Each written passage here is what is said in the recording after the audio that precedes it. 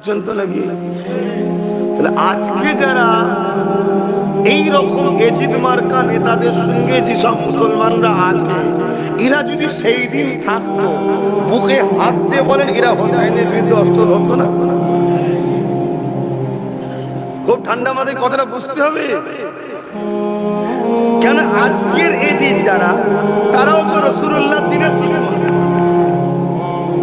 কেউ পাওয়ারের জোরে মসজিদ ভাঙছে, কেউ মাদ্রাসা বন্ধ করে দিচ্ছে, কেউ পাওয়ারের জোরে সমাজকে সারাবি বানাচ্ছে, শিক্ষাকে তুলে দিচ্ছে, গরিবের উপরে জুলুম, এতিমের উপরে জুলুম, রেপ অহরহ হচ্ছে। কেউ দেশের সঙ্গে, সমাজের সঙ্গে, জাতির সঙ্গে, মানুষের সঙ্গে গাদ্দারি করছে। এগুলো এজিদের খসলত ছিল।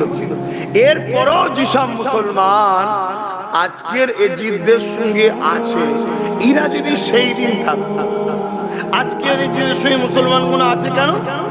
ওই কিছু আজকের এজিদরা ভিক্ষা দেয়, কিছু পদ দেয়, কিছু টাকা দেয়, কিছু লোভ দেয়। সেদিনও এজিদ দিয়েছিল।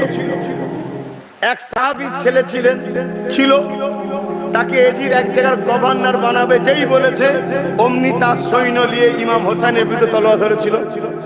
আজকেও আমরা দেখছি পীরের বেটা, মৌলী সাহেবের বেটা, ইমাম সাহেবের বেটা, মুফতি সাহেবের বেটা যেই বলেছে পদ দেবো, অমনি ইসলামের দুশ্মনের সাথে লেগে গেছে। দেখছেন না? দেখেন, হ্যাঁ কি না বলবেন?